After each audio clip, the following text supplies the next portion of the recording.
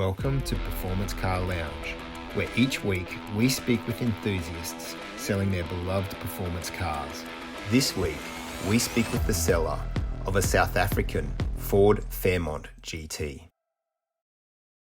Welcome everybody to another episode of the Performance Car Lounge podcast. This week we have a really interesting story back from a time when Ford were basically manufacturing Ford GTs in Australia and then flat packing them and sending them to South Africa where they were reassembled. And today's guest is the owner of one of these South African Fairmont GTs. It's a XW Fairmont GT, and we're joined by Brendan today. Hi, Brendan. G'day, Stuart. How you going? Very well, thank you. So tell us a little bit about your particular Fairmont GT. Oh, look, Stuart, I've owned the car for around 10 years now. I grew up in basically a Ford family. So my dad was very much into Fords. I'm the youngest of three boys in the family. So I grew up, my eldest brother owned a beautiful Australian XW Grecian Gold GT. My middle older brother owned a beautiful Nugget Gold XY GT. And then, of course, I grew up and in my younger days, when I had black hair, I owned two XB GTs, which were beautiful cars in themselves. They weren't quite XYs or XWs. But then, of course, the younger days go and work and family get in the way. So those cars went for a long time. And probably 10 years ago now, or longer than 10 years ago now, probably 12 or 13 years ago, I started to think about owning another GT, Yep. reliving those days. And I quickly became aware, if you think about 13 years ago and the prices that Australian GTs were bringing, it became apparent fairly quickly that that was not going to be affordable. So I think it was a Phase 3 GDHO, a 71 model. I think that fetched $750,000 at auction not too long ago. So yeah, it's probably yeah, I not think there's been attainable. no, that's true. I think there's been a few that have gone past the million mark, and Oh, wow. so yeah, that became apparent that it was not going to be affordable. So then I don't know how I found out, but somehow I heard about exactly what you said in the intro about around that time Ford manufacturing GTs out of Broadmeadows and then shipping them out to South Africa in complete knockdown form, and that they'd set up assembly plant in Port Elizabeth in South Africa and were doing the final assembly of those cars to be sold there. So I found out about that. Did a bit of research about, those cars, some of those cars coming back to Australia, and that they were probably more affordable options. And so, yeah, I saw one that was advertised. I looked at a lot, I guess. And I probably had my heart set on an XY GT, I guess. Maybe most people do. And I probably looked for a couple of years before finally I saw a car that was advertised, which is the one that I eventually bought. And it was in the western suburbs of Melbourne. And the guy had put it up. He was fairly reluctant, I think, to sell it. But over a course of a couple of months, we ended up doing the deal. And I've had it ever since, and it is an amazing car. The XWs are slightly different. They're just something a bit different from the XY GTs. The South African XY GTs, they look, for all intents and purposes, fairly similar to the Aussie XYs. The biggest differentiator in appearance is probably the shaker scoop from the Mark 1 Mustang at the time is on the XYs, isn't it? Where the Yep. XWs don't have that shaker scoop. No, they don't. No, they have an air intake in the bonnet, but which is similar to the Aussie GTs as well. But yeah, the XYs, the South African XYs look fairly similar, whereas the XWs, there's something just a little bit different. They obviously had most of them had vinyl roofs, and my understanding is that vinyl roofs in those days in Australia weren't a particularly desirable option. So There must have been a lot of stock of vinyl roofs out at Broadmeadows, and they shipped them all over to South Africa and fitted those in Port Elizabeth. They came with the Aussie GS hubcaps, so there weren't ever five-slot rims on South African cars. But the XWs were a little bit different in that they also had the Aussie GS stripe, side stripe. So they weren't the big wide stripe like the Aussie XW GTs.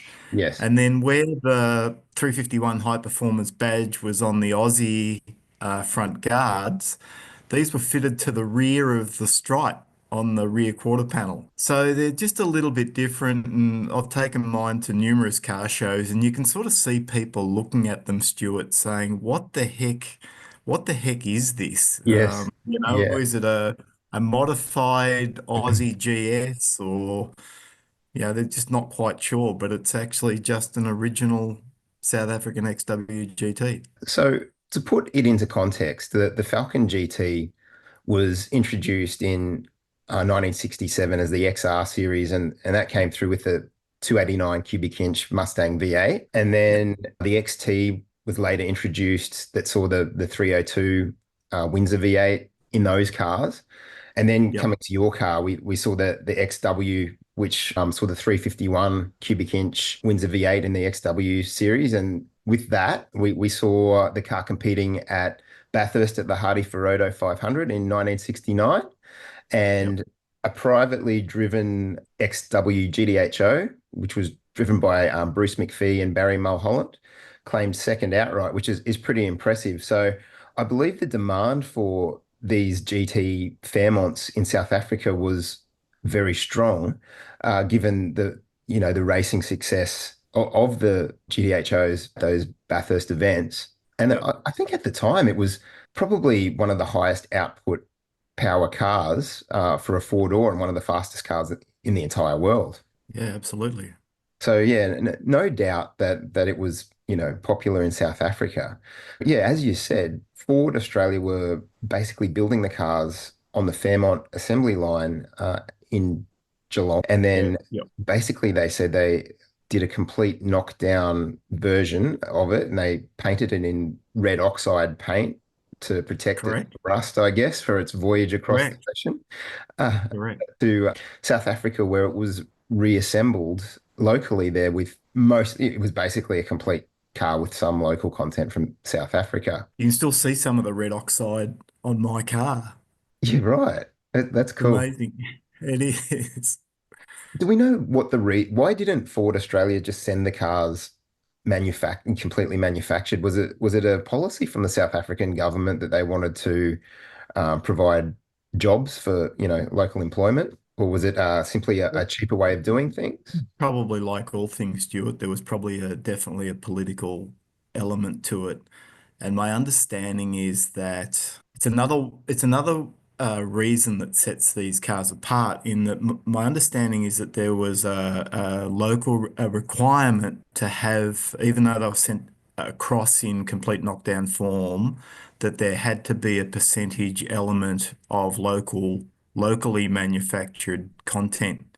Yeah. So this is again something that makes these cars stand out. For instance, the glass in them is South African glass. So the windscreen, all the side windows, the rear windscreen is actually stamped South Africa.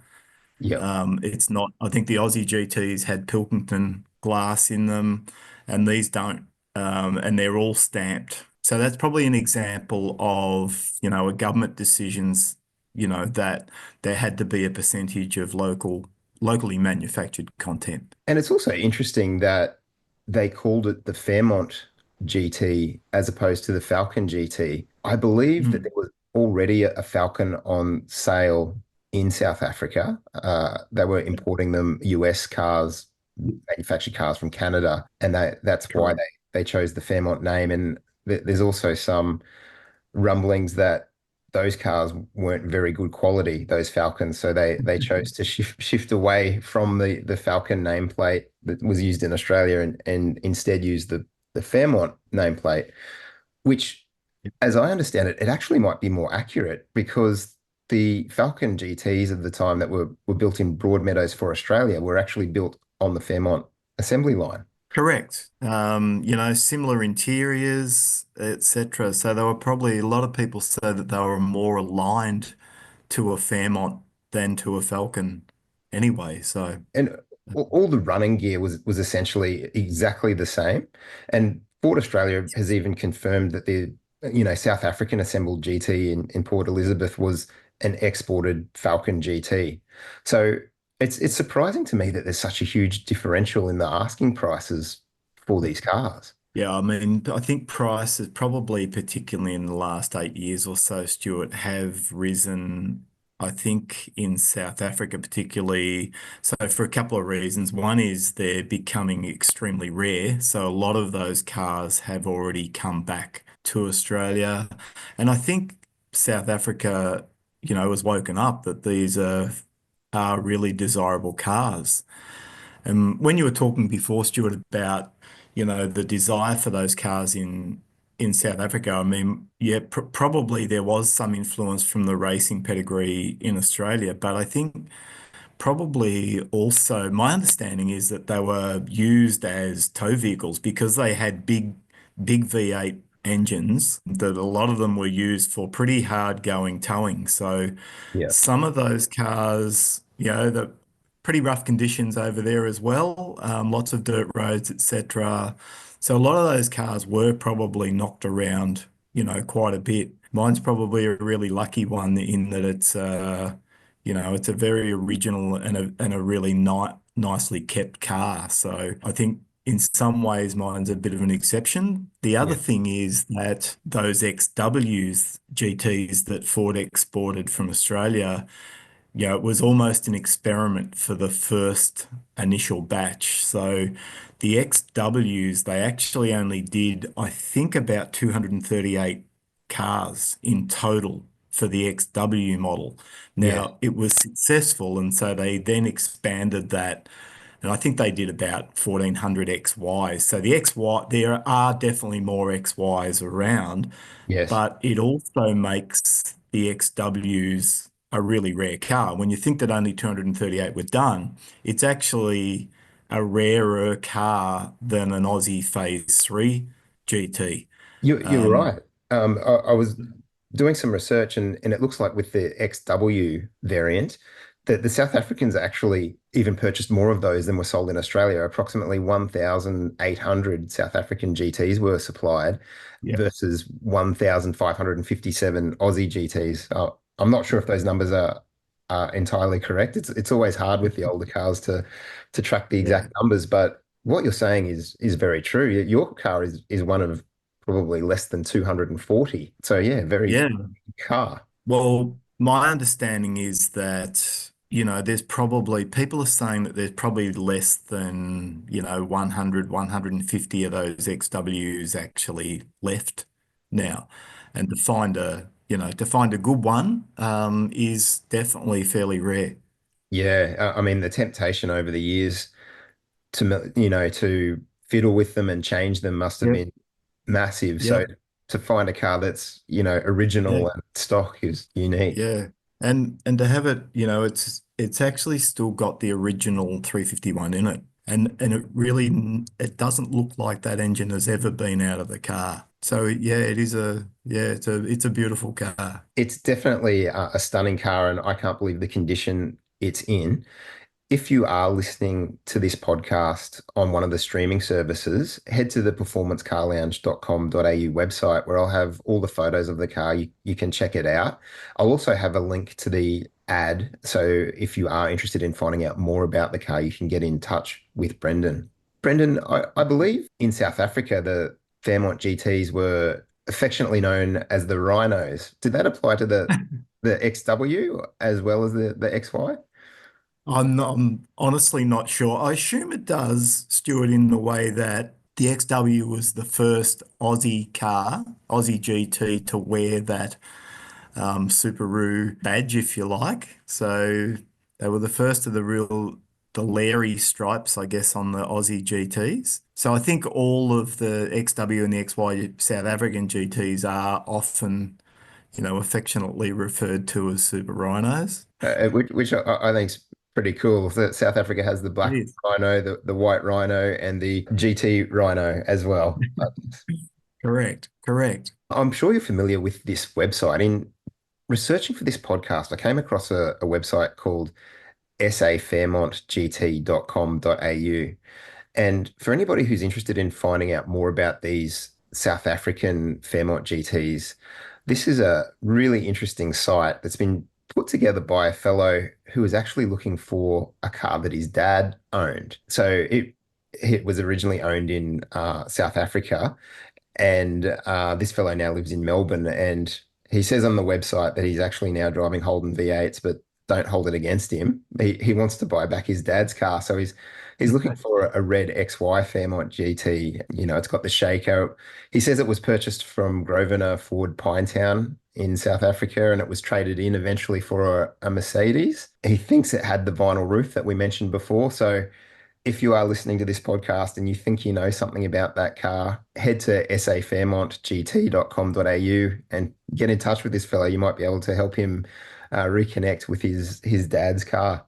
Brendan, tell us a bit about your experience driving the car. Like, what have you done during your ownership? How have you driven it? Look, it was already, Stuart, in really nice condition when I got it. I've just tidied things up, really, just made sure that all of the gauges were working. I've been through the suspension with it to make sure that it drives nicely. I've set up the front end.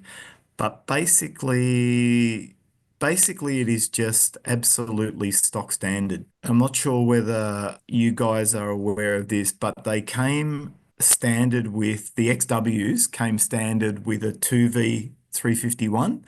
Yeah, And my understanding is that they were the cars were exported from Broadmeadows to South Africa, but without the motors. So my understanding is that the engines for the cars came to Port Elizabeth in South Africa direct from the US. They were crate motors essentially. So that's my understanding. Mine is the original engine in that car, which to me sets that car apart again. So the other yeah, thing is too that the car's fairly rare. Not sure whether you intended to talk about this, but they painted the cars obviously over in Port Elizabeth, and they didn't paint them the same color as the Aussie GTs. So, I was going to ask you about that. I think the yeah, color of your car I love it because it just speaks to the period it comes from. It's such a period correct color, for want of a better term. So yeah, can you tell us about the color? You know, what do you know what they called it? the color is called Wimbledon White, which was not an Aussie GT color, Yeah, nor were I think any of the colors on the South African GTs. My understanding is that they were UK based colors. So there's Ford Cortinas, that I've looked up from that era that, were painted Wimbledon white. I think it is also a Mustang color. I I'm think not you're right. sure how that really ties in. So it's Yeah, that sort of creamy sort of white color. yeah. But to me, it's just another thing that that makes the cars just a little bit different. And I love that.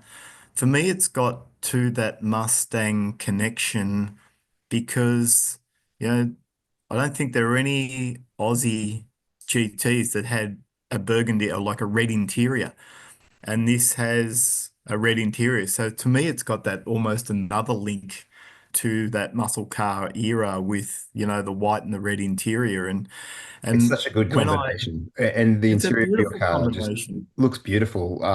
Yeah. The combo's fantastic. Yeah, it's a great combination. And look, to be honest with you, because I grew up as a young guy, around Aussie GTs, and I saw this car advertised and I thought, oh my God, it's got a red interior. I'm not sure I can live with that. And so really I drove out, it was a few hour drive, but I drove out primarily to see whether I could live with a red with a red interior. And then of course got out there, Stuart, and absolutely fell in love with the whole combination of the white and the red interior. I can see why. So, have you done much driving in the car? Is it I'm sure it's not been a daily driver. Is it something that you've taken to car shows and taken for a Sunday drive? Absolutely. So we get in it. My wife and I get out in it every sunny day, every sunny weekend. Yeah. And we'll often just go for a drive for a coffee. There is a local car show that happens over the summer months. So it normally goes to that show as well. Yeah, we get out in it quite regularly. It's done a few weddings, which always attracts a bit of attention as well.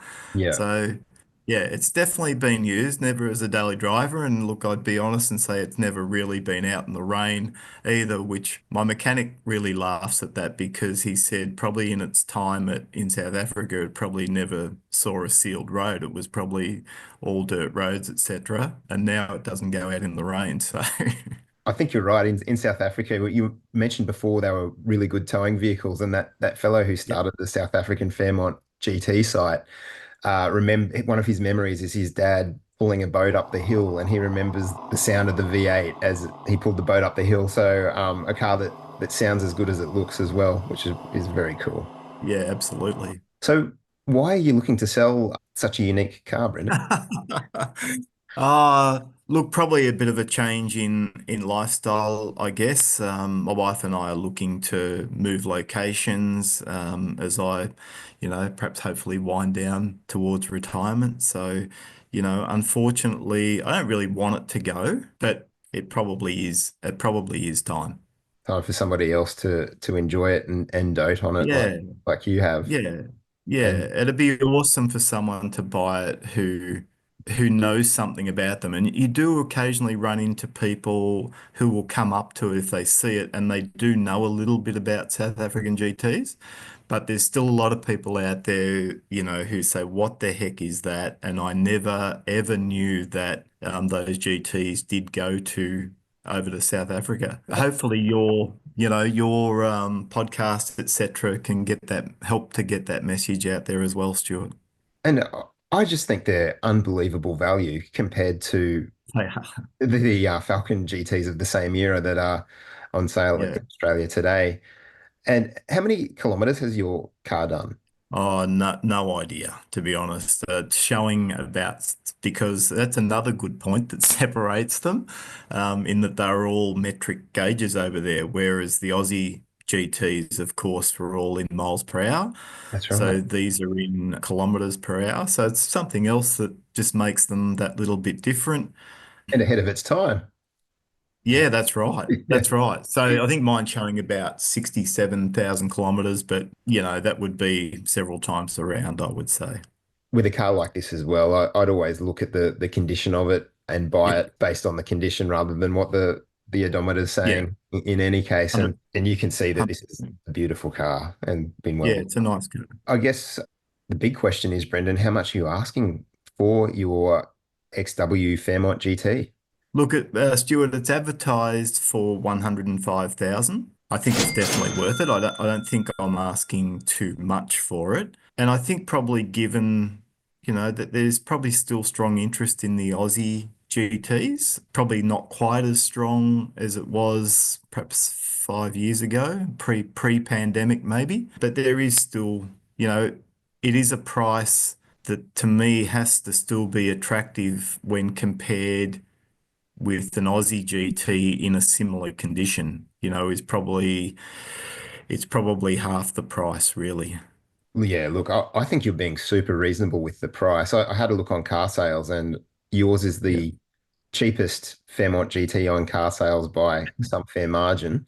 And I yeah, do think these South African GTs have some catching up to do. Like while the some of yeah, the heat might have come out of the Falcon GT market, the Australian cars, I yeah, think as more people learn about these South African Fairmont GTs, that they'll close the gap. They might not ever catch up with the Australian delivered cars, but I think that at that price, it's probably a fairly solid investment for yeah, someone. absolutely. Yeah, and look, Stuart, I think your hopefully your podcast will get help to get that message out there. To me, the Fairmont GTs are almost a win-win because they are definitely more affordable than the Aussie equivalent. Plus, there's something that's just a little bit different as well. So they're definitely a talking point over a cup of coffee at a car show. They generate a lot of interest, and they are still a genuine GT.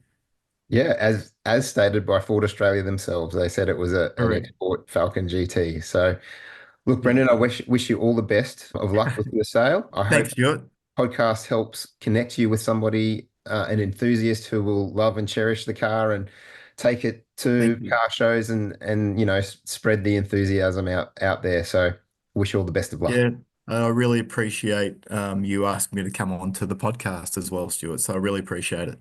No problem. Thanks, Brendan. Thanks for joining us at Performance Car Lounge. If you have a performance car with an interesting story that you are selling, contact us at performancecarlounge.com.au.